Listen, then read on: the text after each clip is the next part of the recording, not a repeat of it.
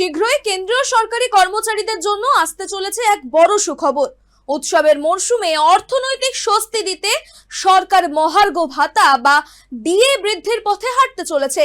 কেন্দ্রীয় মন্ত্রিসভার তরফে অনুমোদন মিললেই কার্যত 3% বাড়তি ডিএ ঘোষণা হবে বলেই সরকারি মহল সূত্রে খবর।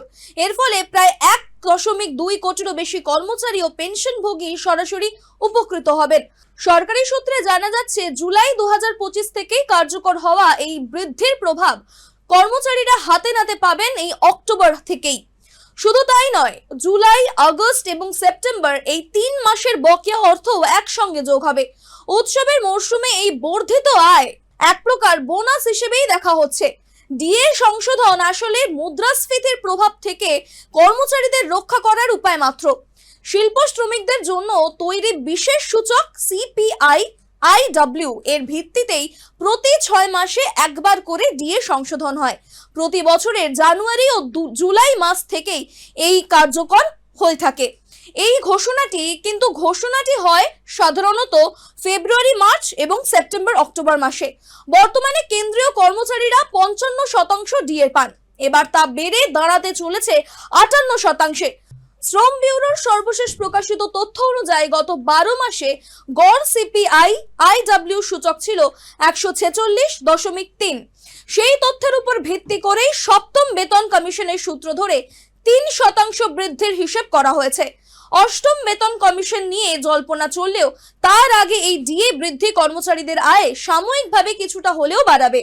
পেনশনভোগীরাও সমানভাবেই উপকৃত হবেন।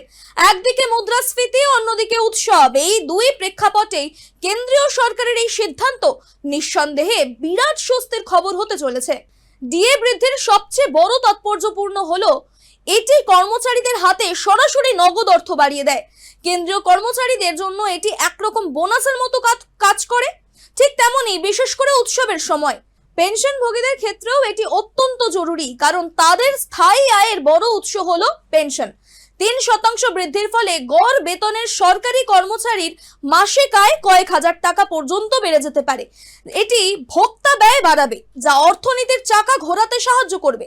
খুচরো বাজার থেকে শুরু করে রিয়েল এস্টেট, সব ক্ষেত্রেই এর ইতিবাচক প্রভাব দেখা দিতে পারে। এই সিদ্ধান্তের ফলে প্রায় 48 লক্ষ কেন্দ্রীয় সরকারি কর্মচারী এবং 65 লক্ষেরও বেশি পেনশনভোগী উপকৃত হবেন। শুধু কেন্দ্রীয় স্তরেই নয়, অনেক পাবলিক সেক্টর ইউনিট অর্থাৎ PSU কর্মচারীদের ক্ষেত্রেও ডিএ বৃদ্ধির নিয়ম কার্যকর হয়, অর্থাৎ এর প্রভাব সরাসরি 1 কোটির বেশি পরিবারে পড়বে। এই বৃদ্ধির ফলে মধ্যবিত্ত পরিবারগুলো কিছুটা হলেও স্বস্তি পাবেন। যারা প্রতিদিনের বাজার দর এবং ক্রমবর্ধমান ব্যয়ের কারণে চাপে ছিলেন, বিশেষ করে অবসরপ্রাপ্ত কর্মচারীদের ক্ষেত্রে এটি কিন্তু বেশ গুরুত্বপূর্ণ। সরকারি সূত্রের খবর, অক্টোবরের প্রথম সপ্তাহেই আনুষ্ঠানিকভাবে ঘোষণা করা হতে পারে এটি। এর ফলে অক্টোবর মাসের বেতনেই কর্মচারীরা নতুন হারে ডিএ পাবেন। শুধু তাই নয়, জুলাই থেকে কার্যকর হওয়ায় জুলাই, আগস্ট এবং সেপ্টেম্বর মাসের বকেয়া অর্থও একসঙ্গে মিটিয়ে দেওয়া হবে। অর্থাৎ অক্টোবরের বেতনে কর্মচারীরা 3 মাসের বাড়তি ডিএর টাকা এবং বর্তমান মাসের নতুন হারের ডিএ দুটো একসঙ্গে পাবেন। ফলে অক্টোবর বেতন হয়ে উঠবে কার্যত ডাবল বোনাস। দীপাবলি, দুর্গাপুজোর মতো এই উৎসবের সময় এই অতিরিক্ত অর্থনীতিতে ইতিবাচক প্রভাব ফেলবে।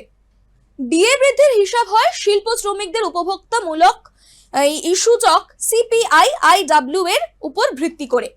শ্রম ব্যুরো প্রতি মাসে এই সূচক প্রকাশ করে। গত 12 মাসের গড় CPI-IW যদি নির্দিষ্ট সীমার উপরে যায়, তাহলে সেই হিসাব অনুযায়ী ডিএ বৃদ্ধি পায়।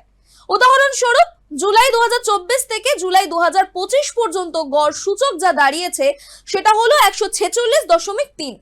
এই সূচক এবং সপ্তম বেতন কমিশনের সূত্র অনুযায়ী 3% বৃদ্ধির জায়গা তৈরি হয়েছে।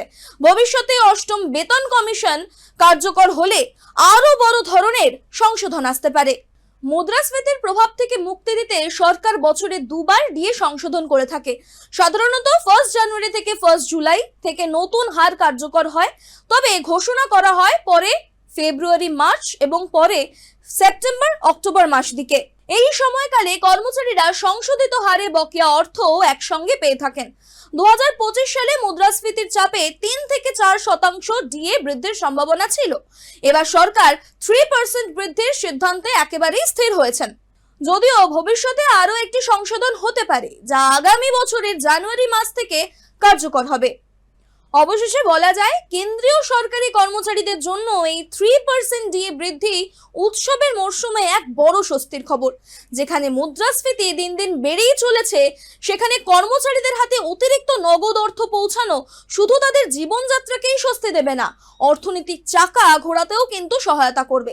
এই পদক্ষেপের ফলে খুচরো বাজার, পরিষেবা খাত থেকে শুরু করে বিনিয়োগ ক্ষেত্রেও ইতিবাচক প্রভাব পড়বে বলেই মনে করছেন বিশেষজ্ঞরা। বিশেষ করে অক্টোবরের বেতনে একসঙ্গে 4 মাসের ডিএ যুক্ত হয়ে কার্যত একটি ফেস্টিভ্যাল বোনাস হয়ে দাঁড়াবে। অবসরপ্রাপ্ত যে সমস্ত কর্মচারীরা রয়েছে তাদের ক্ষেত্রেও এটি একটা বিরাট স্বস্তি। পেনশন তাদের একমাত্র আয়ের উৎস, ফলে ডিএ বৃদ্ধির ফলে তাদের জীবনযাত্রার মান কিছুটা হলেও বজায় থাকবে। এছাড়া ডিএ সংশোধন যে নিয়মিতভাবে করা হয় তা কর্মচারীদের মধ্যেও এক ধরনের আস্থা তৈরি করে। তারা জানেন যে মুদ্রাস্ফীতি যতই বাড়ুক, প্রতি 6 মাস অন্তর তাদের আয়ের সঙ্গে সামঞ্জস্য রেখে কিছুটা স্বস্তি মিলবেই।